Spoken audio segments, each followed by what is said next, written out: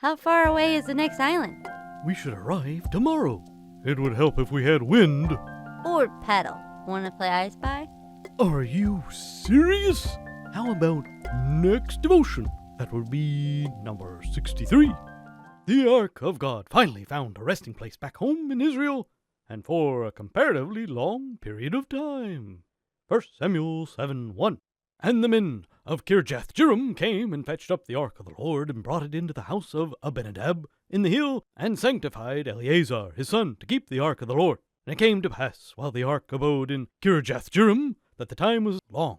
For 20 years, the Bible tells us, that all the house of Israel lamented after the Lord.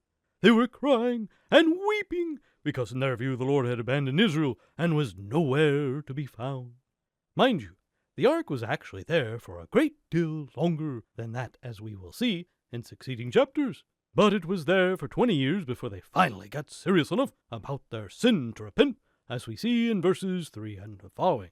But for every day of those same 20 years, there was one dedicated, faithful man who knew that the Lord had not abandoned Israel. Eleazar, the son of Abinadab. The reason he knew that God had not abandoned Israel was that every single day he was personally meeting with God. For 20 years he tended to the very ark of God.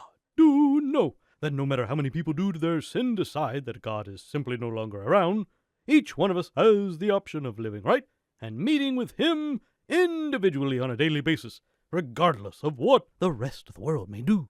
God rules nations, but He fellowships with individuals. A good lesson, Ruff. I spy something blue. I'm not doing this with you. Oh, come on. You'll never get. I think we should play golf instead. Have a blessed day, folks.